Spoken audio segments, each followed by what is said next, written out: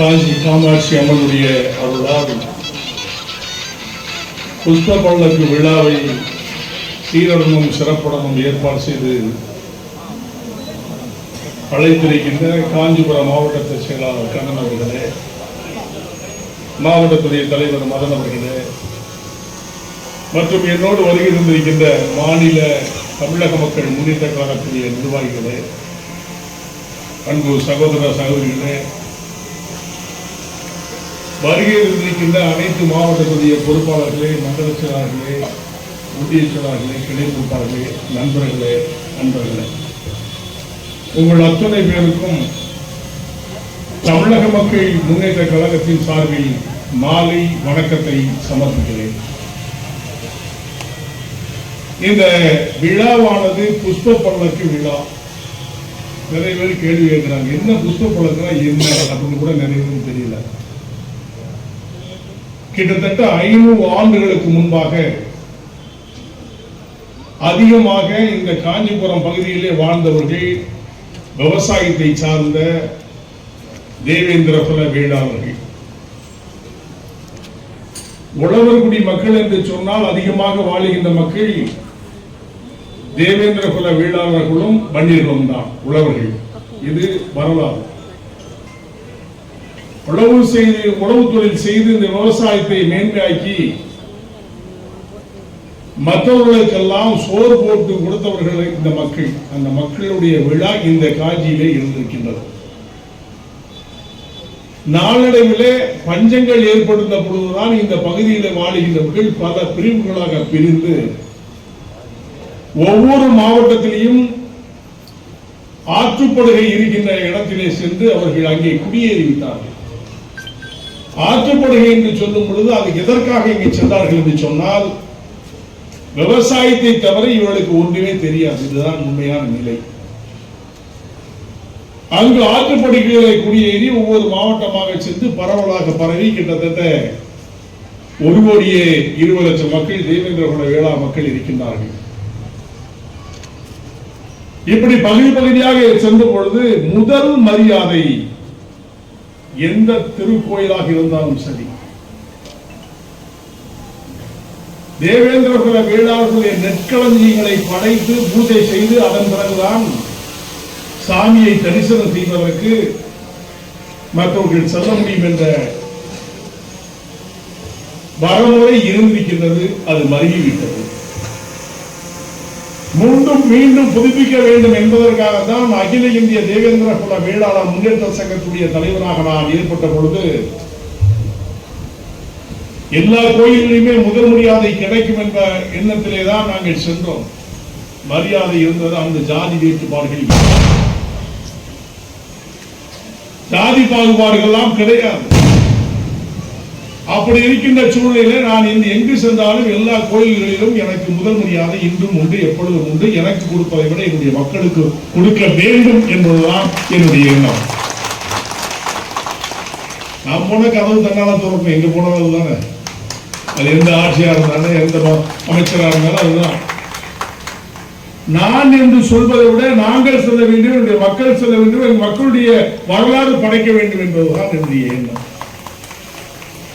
அந்த அடிப்படையிலே தான் இன்னைக்கு இளைஞருடைய பட்டாளங்கள் எல்லாம் கிட்டத்தட்ட என்னிடம் 20-30 ஆண்டுகளாக என்னோடு தான் இருக்கின்றார்கள். நான் பயணம் செய்து கிட்டத்தட்ட 45 ஆண்டுகள். கரடுமுரடான நூல்கள், கரடுமுரடான பாதைகள், இப்படி எல்லாம் சென்று இந்த மக்களை எல்லாம் ஒருங்கிணைத்து இன்றைக்கு எல்லா பகுதியிலும் மகிழ்ச்சியோடு எழுச்சியோடு இருக்கிறதை பார்க்கும் பொழுது மகிழ்ச்சியாக இருக்கிறது. அதுபோன்று தேவேந்திரனுடைய வரலாறுகளை எல்லாம் ஒவ்வொரு பகுதியாக சொல்லி ஆசிரியர் பெருமக்கள், ப்ரொஃபசர்ஸ் எல்லாம் நிறைய எழுதுறாங்க, நான் படிக்கிறேன். ஆனால் இது கிராமப்புறத்திலே போய் செல்கின்றதா என்று சொன்னால் கிடையாது. அதுதான் உண்மை. படிப்பதோடு சரி, அதை பறைசாற்றுவதற்கு யாரும் கிடையாது. அப்படி வரலாறு படைக்க வேண்டும் என்று சொன்னால் கோயில் ஸ்தலங்களிலே தேவேந்திர குல வேளாளர் முதல் மரியாதை வாங்கி ஆக வேண்டும் என்று எண்ணங்களின் மனதிலே கொண்டு போய்தான் முதலாக நான் பழனியிலே வரலாறு படைத்தேன். இன்று வரை 27வது ஆண்டுகள் நாம் கொண்டாடி கொண்டிருக்கிறோம். முதல் மரியாதை இங்கே கிடைத்த தாமதமாக கிடைத்த பெரிய நேரத்திலே தான் நான் காஞ்சி பெரியவரை சந்தித்து நேரடியாக சென்று தேவேந்திர குல வேளாளருக்கு கொடுக்கப்பட வேண்டிய சலுகைகள், அவருடைய உரிமைகள் எல்லாம் எடுத்து விட்டார்களே எப்படி என்று நான் கேட்டபோது அவர் சொன்னார், நாங்க தரமாட்டேன்னு சொல்லலையே, நீங்க எப்ப பண்ணாலும் வரலாம் என்று சொல்லி உங்களுடைய பணி என்ன தெரியுமா என்று அவர் தான் எனக்கு சொல்லி தந்தார். புஷ்பங்களை படைத்து காமாட்சி அம்மனை வழிபட வேண்டும். அந்த புஷ்ப பல்லக்கிலே காமாட்சி அமர வைத்த பொழுது நீங்கள் தொட்டால்தான் புஷ்ப பல்லக்கு செல்லும் என்ற வரலாறு இருக்கிற ஒரு பணியை சொன்னார்கள். இவ்வளவு வரலாறுகளை எல்லாம் நாம் விட்டு விட்டேமே தவிர மறைக்கவில்லை. நான் கேட்டவுடனே முதல் வார்த்தை, எப்பொழுது வேணாலும் பாருங்கள், உங்களைத்தான் நாங்கள் தேடிக்கொண்டிருக்கின்றோம், நீங்கள் வர வேண்டும் என்று சொல்லி என்னை அழைத்தார்கள். காஞ்சி காமாட்சி அம்மன் என்னை அழைத்தார்கள். அவருடைய அடிப்படையில தான் நான் இங்கு உங்களை எல்லாம் மக்களை எல்லாம் ஒன்றாக திரட்டி வந்து பார்த்து இந்த புஷ்ப பல்லக்கு விழாவை நடத்தி கொண்டிருக்கின்றோம். புஷ்பங்களை படைக்கும் முன்பாக ஒரு வரலாறு இருக்கிறது. படைப்பதற்கு முன்பாக அருகாமையில் இருக்கின்ற சகோதரர் இஸ்லாம் சகோதரருடைய தர்காவிலே போய் பூஜித்து அங்கே மலர்களை செலுத்திவிட்டு அவர்கள் கொடுக்கின்ற பூக்களை கொண்டு இங்கு சாத்த வேண்டும் என்பது வரலாறு.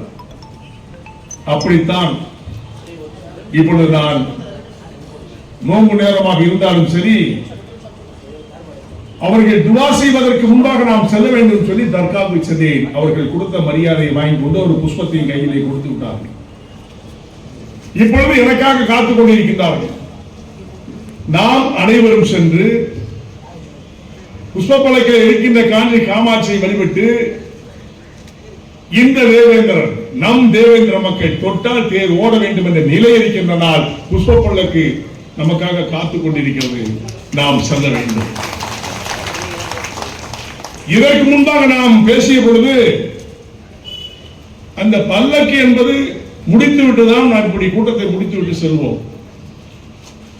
முதன்மை குரு நடராஜ பட்டர் அவர்கள் வந்து கொண்டிருக்கிறார். நான் நேற்று பேசிய பொழுது டெல்லியில் இருந்தார்கள். அலுவலக வேலையாக நான் சென்று விட்டேன், கண்டிப்பாக நான் தாமதமாக இருந்தாலும் வந்து விட்டேன் என்று சொன்னார்கள். அதன் அடிப்படையில் வந்து விட்டார். இப்பொழுது வீட்டில் இருந்து கொண்டிருக்கின்றார்கள். அழைப்பு வரும். அவர் தலைமை குரு நம்மளை எல்லாம் அழைத்து செல்வார்கள். காமாட்சி அம்மனை தரிசித்து விட்டு புஷ்ப பல்லக்கை தொட்டு நாம் இழுத்து விட்டு நாம் செல்ல வேண்டும். அது ஊர்வலமாக எல்லா ஜாதி சமுதாய மக்கள் வழங்குவார்கள். இப்படி வரலாறுகளை எல்லாம் மறைத்து விட்டு நாம் வாழ்ந்து கொண்டிருந்திருக்கோமே என்பதுதான் நாங்கள் இப்பொழுது சொல்லுகின்றோம். நாங்கள் தாழ்த்தப்பட்டவர்களே அல்ல, தலை நிமிர்ந்தவர்கள். சேர சோழ பாண்டிய வர்க்கத்திலே பிறந்த மாவீரனாக தளபதிகளாக தலைவர்களாக வாழ்ந்த என் குலத்தை பார்த்து இடிகளை படைத்து விட்டார்களே சண்டாளர்கள் என்று சொல்லிதானே இன்றைக்கு நாங்கள் போராட்டத்தை கையில் எடுத்திருக்கின்றோம். அரசிடம் சொன்னால் செவன் காதிலே சங்கு போல ஊதிக்கொண்டிருப்பது போல அமைதியாக இருக்கின்றார்கள். மத்திய அரசு என்ன சொல்லுகிறது என்று சொன்னால், நம்முடைய இங்க இருக்கின்ற அரசு சட்டமன்றத்தில் ரிசர்வேஷன் பாஸ் பண்ணிதான் பாராளுமன்றத்துக்கு போகணும். இதுதான் வரலாறு, இதுதான் விதி. அப்படித்தான் தேவேந்திர குல வேளாண் மக்கள் எல்லாம் பல பிரிவுகளாக பிரிந்த நேரத்திலே 45 ஆண்டுகளுக்கு முன்பாகவே நான் தெரு தெருவாக கட்சித்தவன். தேவேந்திர குலம் என்று சொன்னவன் நான். பன்னர்கள் எல்லாம் பல பிரிவுகளாக இருந்த பொழுதுதான் ஒரு தாய் மக்களாக இருக்கின்ற நாம் என்று சொன்ன கனவு திரு நரேந்திர மோடி அவர்கள் வந்த பொழுதுதான் நமக்கு பணித்திருக்கிறது என்பதை நான் பெருமையாக சொல்லிக்கொள்ள கடமைப்பட்டிருக்கின்றேன்.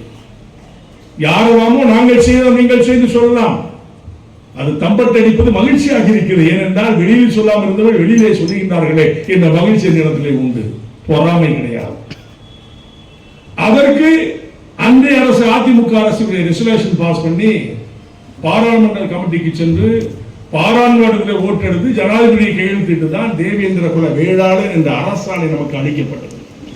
அதே விதிதான் பட்டியலினத்திலிருந்து நாம் வெளியே செல்ல வேண்டும் என்று சொன்னால் பட்டியலான மக்களை வெறுத்து அல்ல. அதுதான் நிறைய பேர் திருச்சி விடுறான். இவங்க எங்கிட்ட போயிட்டாங்கன்னா நம்மளை விட்டு போயிட்டாங்கன்னா நம்மளாம் இவங்களும் சேர்ந்து அவங்க அடிப்பாங்களோ அப்படிங்கிற மாதிரி நினைப்பு தவறு. நான் எல்லாரையும் அரவணைக்கக்கூடியவன். தேவேந்திரன் என்று சொன்னால் ஜாதி மத பேதமின்றி அனைவரும் அணைத்து செல்கின்றவன். விவசாயம் பார்த்து நாங்க மட்டும் பார்த்திக்கிறோம், எல்லாருக்கும் தானே போடுறோம், நாங்க தானே உழைச்சு கொடுக்குறோம், எல்லாரும் சாப்பிடதான் சொல்கிறோம். அப்படி இருக்கும் பொழுது இல்லைன்னா ஜாதி வேற்றுமை என்ற பிரிவு பிளவு, என்றைக்கு ஒரு மனிதன் தன் குலத்தில் எந்த குலமாக இருந்தாலும் சரி, தன் குலத்துடைய பெருமையை பரிவட்டமாக பட்டவர்த்தனையாக சொல்லுகிறான், அவன்தான் மனிதன்.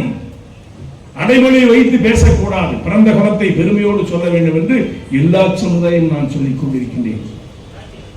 நாங்கள் சொன்னோம், வளர்ந்தோம், இருந்தோம், இன்னைக்கு தேவேந்திர குல வேடராக வாழ்ந்து கொண்டிருக்கின்றோம். அதுபோன்று பிற சமுதாயங்கள் ஏன் இருக்கக்கூடாது என்ற கேள்வி அந்த மனதில் இடத்திலே உண்டு.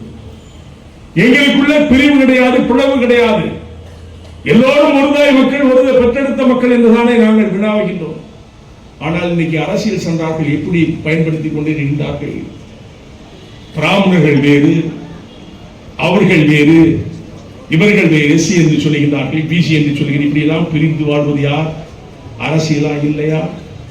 இந்தியிலே சூழ்ச்சியிலே அகப்பட்டு சின்ன பின்னமா சிதறி கிடைக்கின்றது மக்கள். இதை தலைமை ஏற்றி தலைமைப்படத்தை இந்த மக்களை பிரித்து ஆளுகின்றவர்கள் ஆட்சியாளர்கள். ஏதாவது பொய்ய சொல்லி போறான், பொய்ய சொல்லி மக்களிடத்தில் விஷத்தை தூயிடுறான், நல்ல செய்தியை சொல்றதே கிடையாது. ஏனென்றால் ஆட்சியாளர்கள் யாராக இருந்தாலும் ஓட்டு பொறுக்கிகளா மக்களை ஏமாற்றி படைக்கின்ற கூட்டம் தான் அரசியல். ஆனால் நாம் அப்படி அல்ல. எல்லோரும் ஒரு ஒன்றை குலம், ஒருவினை தீரம். நமக்குள் கருத்து வேறுபாடு, பிளவு பிரிவுகள் கிடையாது. அப்படி இருக்கின்ற என் மக்களை பார்த்து இடைநிலைப்படுத்தும் பொழுது எப்படி பொறுத்துக் கொண்டிருக்க முடியும்? நாங்கள் அந்த வரலாற்றிலே நாங்கள் அந்த இடத்திலேயே இல்லை. நாங்கள் பட்டியல சாதியே கிடையாது. தேவேந்திர குல வேளாளர்கள் மாற்றானுக்கு சோறு போடுகின்ற சமுதாயம், விவசாயத்தை சார்ந்த சமுதாயம். எங்களை அடிமைப்படுத்தி விட்டு சென்றார்கள் அரசியல்வாதிகள். இது வெளிப்போடு நாங்கள் பேசுவோம் என்று சொன்னால் இங்கே சட்டமன்றத்திலே நமக்கு ரெசல்யூஷன் பாஸ் பண்ணி அவர்கள் கேட்பது நியாயம் என்று சொல்லி நம்முடைய முதலமைச்சர் மு.க. ஸ்டாலின் அவர்கள் சொல்ல வேண்டும். ரெசல்யூஷன் பாஸ் பண்ணி மத்திய அரசுக்கு அனுப்ப வேண்டும். அங்கே திரு நரேந்திர மோடி பிரதமர்கள் ரெசல்யூஷன் பாஸ் பண்ணி இவர்கள் பட்டியலத்திலே வெளியே செல்லக்கூடிய தகுதி படைத்த அவர்களுக்கு தெரியும், சரித்திரம் உண்டான நிலைமைகள் தெரியும். அதுக்கு இப்படித்தான் முடியுமே தவிர நீங்க நினைக்கிற மாதிரி நம்ம திருவா கத்தினாலும் இப்படி ஒரு மேல போட்டு பேசினாலும் நிச்சயம் முடியாது. ரைஸ் அந்த சட்டத்திட்டங்கள் எல்லாம் இருக்கு, அதே ஃபார்முலா தான் இருக்கு உண்டு. அதற்கு இந்த அரசு நமக்கு செவிசாய்க்க மறுக்கிறது என்பதை எல்லாம் நீங்கள் உங்களுக்கு அறிவீர்கள். கடந்த முறை நான் எவ்வளவு கஷ்டப்பட்டு முன்னாள் முதலமைச்சர் எடப்பாடி பழனிசாமி சந்தித்து பல முறை கஷ்டப்பட்டுதான் செவிசாய்க்கக்கூடிய நிலை ஏற்பட்டதுக்கு காரணம் மத்திய அரசிலே நான் சென்று பிரஷர் கொடுத்ததன் அடிப்படையில் தான் தேவேந்திர குல வேளாளர் அரசாணை கிடைத்தது. அது போன்று எங்காவது ஒரு நாள் தேவேந்திர குல சமுதாயம், உழைக்கின்ற சமுதாயம், விவசாயக்குடி சமுதாயம், விவசாயக்குடி மக்கள் நிச்சயமாக வரலாறு படைப்பார்கள். அது நாட்கள் கிட்டும் என்பதை அந்த நல்ல நேரத்திலே சொல்லிக்கொள்ள வேண்டுகிறேன். மற்ற பிற சமுதாய சகோதரர்கள் நம்மோடு இணக்கமாக இருக்கின்றவர்களை பிரித்தாளுகின்றது யார்? அரசியல்வாதிகள் தானே. அவன் அப்படி சொல்றான், இவன் இந்த சாரி, இவனோட சேராத, நீ அவனோட சேராத. வெட்டினால் ரத்தம் ஒன்றுதான், வெட்டி பார்க்க வேண்டியதான். நிலை ஏற்பட்டால் அதையும் செய்யக்கூடிய நிலை ஏற்படும் என்பதுதான் ஏற்றத்தாழ்வு கிடையாது. நாங்கெல்லாம் புரட்சி செய்யும் பொழுது ஆரம்ப காலத்துல எல்லாம் எத்தனை முறை எங்கேயாவது ஒரு பெரிய கலவரம் ஏற்படுச்சுன்னா உடனே பிடிச்சி ஜான்பாண்டியில பிடிச்சி உள்ள போடியாண்டுவான். எதுக்கியா உள்ள போறீங்கன்னு சொன்னா அங்க கலவரம் வந்துச்சு, நீதான் காரணம், நான் வீட்டுல இருக்கேன். எப்படி எப்படி எல்லாம் மக்களுடைய புரட்சியை வளர்ப்பதற்கு தடை செய்தார்கள். எத்தனை முறை சிறையை அனுப்பிட்டு வைத்தார்கள். நான் செய்த பாவம் என்ன, கொடுமை என்ன? ஒன்றுமே கிடையாது. மக்களை உண்டாக திரட்டியதுதான் காரணம். இன்னைக்கு கிட்டத்தட்ட 400-500 சங்கம் வச்சிருக்கீங்க, சந்தோஷம். ஏன்னா வீதியில் இருந்தவனை வீட்டில் உட்கார வைத்து, படிக்க தெரியாதவனை படிக்க வைத்து, ஆள தெரியாதவனை ஆள வைத்து, தரிசனம் செய்யாதவனை கோயிலில் போய் கும்பிட சொல்லி, எல்லாரும் இப்படித்தான் இருக்கும் என்று சொல்லி தெரு தெருவாக வீதி வீதியாக நான் அலைந்து திரிந்து உங்களை எல்லாம் நான் மக்களாக, மனிதனாக, மற்றவருக்கு எடுத்துக்காட்டாக தேவேந்திர குல வேளாளராக ஆக்கியதற்காக இன்னைக்கு தலைவர்கள் பல தோன்றிவிட்டார்கள். நான் என்னை தலைவர் என்று என்றே சொன்னது கிடையாது. என் பின்னால் இருக்கின்றார்கள் மக்கள், அவர்களை தலைமை ஏற்று நடத்துகின்றவன் என்றுதான் நான் சொல்லுவேன். உரிமைக்காக குரல் கொடுப்பதுதான் என்னுடைய வேலையாக இருக்கும். அன்று சொல்வது போல் இன்று சொல்லுகின்றேன். என் உயிர் மூச்சு இருக்கும் வரை உங்களை விட்டு அகலேன் என்று அன்று சத்தியம் செய்தேன். அதுவரை இன்று வரை தொடர்ந்து செய்து கொண்டிருக்கின்றேன். எத்தனை தலைவர்கள் அவரவர் சமுதாயத்தை காப்பாற்றிக் கொண்டிருக்கின்றார்கள். மற்ற சமுதாய தலைவர்கள் எல்லாம் மக்களை வைத்து பொழைப்பு நடத்தி கொண்டிருக்கின்றார்கள். பிற சமுதாயத்துக்காரர்கள் அவருடைய பிறந்த சமுதாயத்திற்கோ அவருடைய குலத்திற்கோ சேவை செய்வதே கிடையாது. ஒன்றாக கூடுவார்கள், துதிபாடுவார்கள், யாரோடு இணக்கமாக இருக்கின்றார்கள் அவர்களை துதிபாடி அவர்கள் படைத்துக் கொண்டிருக்கிறார்கள். இதுதானே இன்னைக்கு தமிழ்நாட்டுடைய தலைவிதி. எப்பொழுது விடியும் இந்த காலம், தேர்தல் நேரத்திலே வருவார்கள், சகோதரன் சகோதரி என்று அரவணைப்பார்கள், கட்டி அணைப்பார்கள், காசை கொடுப்பார்கள், வாக்கு சேகரிப்பார்கள், சென்று உயரத்திலே மத்தியாமத்திலே படுத்துறங்கிவிட்டு மக்களை பார்த்து மணர்கள் என்று சொல்லுவார்கள். இதுதானே நிலை ஏற்பட்டுக் கொண்டிருக்கின்றது. இப்படி எல்லாம் வாழ்ந்த மக்களை மனிதர்களாக நீ திருப்பி அடி என்று சொன்னவர்களே நாம் எல்லாம் அடிக்க ஆரம்பித்தோம். மற்றவர்கள் நம்மளை பார்த்து பயப்பட ஆரம்பித்தார்கள்.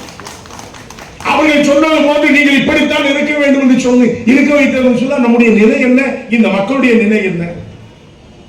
அனைத்து ஜாதி சமுதாய மக்களையும் நான் சொல்கிறேன், உரிமைக்காக குரல் கொடுங்கள், உண்மைக்காக பாடுபடுங்கள், சகோதரராக தெளிவுடுங்கள். நாம் எல்லாம் உருதாய மக்களாக திகழ்வோம், யாருக்கும் அஞ்சோம் என்ற நிலையை உருவாக்க வேண்டும் என்று சொல்லி அன்பாக கேட்டு அன்னை காஞ்சி காமாட்சியை வணங்கி புஷ்ப பல்லக்கு நேரமாகிவிட்டது. நம்மளை அழைத்து செல்வதற்கு மூத்த குரு வந்து கொண்டிருக்கின்றார். நேரடியாக நாம் புஷ்ப பல்லக்கு விழாவுக்கு செல்ல வேண்டும். இனிமேல் ஒரு காலங்களிலே எத்தனை இயக்கங்கள் எத்தனை சமயங்கள் இருந்தாலும் நாம் எல்லாம் உருதாய மக்கள் என்ற மனநிலையிலே உறுதியாக இருந்து அஞ்சாதிரி யாரிடமும் ஆள வேண்டும் மனமையால், துஞ்சாதிரி யாரிடமும் துணை வேண்டும் கெஞ்ச வேண்டாம், வாழ்க மக்கள் வளர்க தேவேந்திர குல வேளாளர் என்று கூறி உழைப்பே உயர்வு, உண்மையா இருங்கள், உழைக்கின்றவனுக்கு நிலம் சொந்தம், உழைவதற்கு நாடு சொந்தம் என்ற நிலையை நீங்கள் உருவாக்க வேண்டும். மாற்றானுக்கு அடிமையாக கூடாது. அடிமை வாழ்வு வாழ்கிறவன் செத்து போகட்டும் என்று அவர்களை சாகட்டும் என்று சாபமிட்டு நாம் எல்லாம் வீரனாக வாழ வேண்டும். ஒரு நாள் வாழ்ந்தால் போன்ற நிலையை நீங்கள் உருவாக்க வேண்டும் என்று சொல்லி முடிக்கின்றேன். நன்றி, வணக்கம்.